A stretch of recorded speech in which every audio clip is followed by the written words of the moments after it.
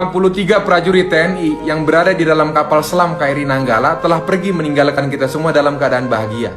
Kabar dari Rasulullah bahwa ketika ada seseorang yang meninggal karena tenggelam, maka itu dikategorikan sebagai mati syahid. Rasulullah bersabda, orang yang mati syahid di sisi Allah Subhanahu wa taala memiliki 6 keutamaan. Yang pertama, dosanya akan diampuni sejak awal kematiannya.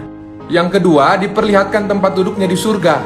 Yang ketiga, dijaga dari siksa kubur.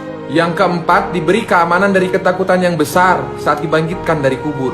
Yang kelima, diberi mahkota kemuliaan yang 1/4 darinya lebih baik daripada dunia dan seisinya.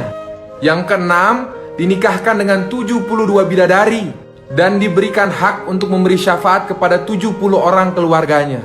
Semoga kita semua juga bisa meninggal dalam keadaan husnul khotimah. Ada pesan menarik dari salah satu ulama.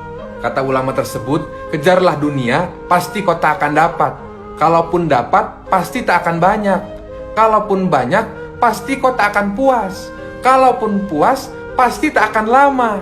Tapi kalau akhirat kau kejar, pasti kau dapat. Sudahlah dapat, pasti banyak. Sudahlah banyak, pasti kau puas. Sudahlah puas, abadi selama-lamanya. Jangan asal baca. Bayangin kamu lagi curhat langsung di depan Allah saat baca doa duduk di antara 2 sujud. Hayati maknanya. Rabbik firli, ya Rabb ampunilah aku. Warhamni, sayangilah aku. Wajburni, tutuplah segala aibku. Warfa'ni, tinggikanlah derajatku. Warzukni, berikanlah aku rizki. Wahdini, berikanlah aku petunjuk. Wa'afini, berikanlah aku kesehatan. Wa'fu anni, aku mohon hapuskanlah catatan dosaku ya Allah. Ada kisah menarik saat perjumpaan Pak Kiai dan dokter di kereta selama 2 jam. Di akhir perjalanan, dokter minta doa ke sang Kiai. Kiai, tolong doakan saya jadi orang yang soleh. Kata Kiai, oh boleh jelas. Kiai balas bertanya, boleh saya juga minta doa? Tolong doakan saya jadi dokter. Kata dokter, waduh Pak Kiai, sampai mati saya doakan Pak Kiai nggak akan jadi dokter sebelum Pak Kiai masuk jurusan kedokteran. Karena Pak Kiai perlu korbankan harta dan waktu untuk jadi dokter, nggak cukup dengan doa. Pak Kiai tersenyum dan balas menjawab, ya begitupun dengan soleh, nggak cukup dengan doa. Percuma saya doakan tapi Bapak nggak ada usaha, maka nggak akan soleh sampai mati. Perlu pengorbanan diri, harta, dan waktu. Karena hidayah itu dijemput Pak, bukan ditunggu. Harapannya pertolongan Allah segera datang. Harapannya doanya cepat Allah kabulin. Tapi panggilan Allah 5 kali sehari sering dicuekin. Sholat zuhur mepet ke asar, asar mepet ke maghrib, maghrib mepet ke isya, sholat isya ketiduran, sholat subuh kesiangan. Padahal Allah manggil kita buat sholat tuh pengen dengerin curhat kita, nungguin diminta sama kita. Maka sekarang kalau ada panggilan azan, gercep. Belajar nyaut kalau Allah panggil, supaya Allah juga nyaut kalau kamu minta sesuatu. Hei, jangan sedih cuma karena gak ada temen curhat. Jangan sedih ketika semua orang ninggalin kamu. Karena tempat terbaik untuk curhat itu di atas sejadah.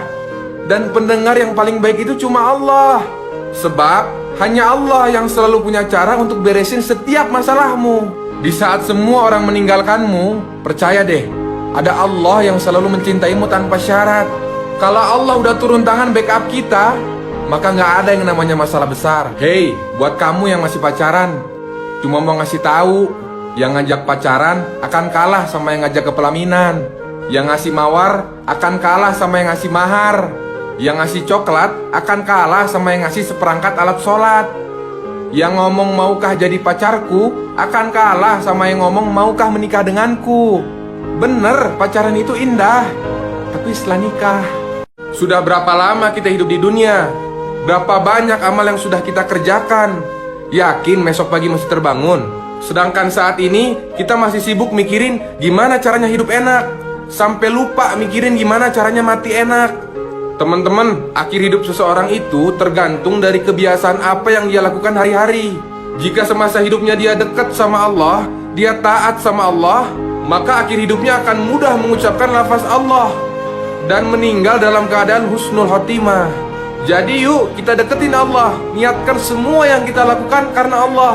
supaya Allah bimbing kita semua untuk sukses di dunia yang sementara dan di akhirat yang selamanya.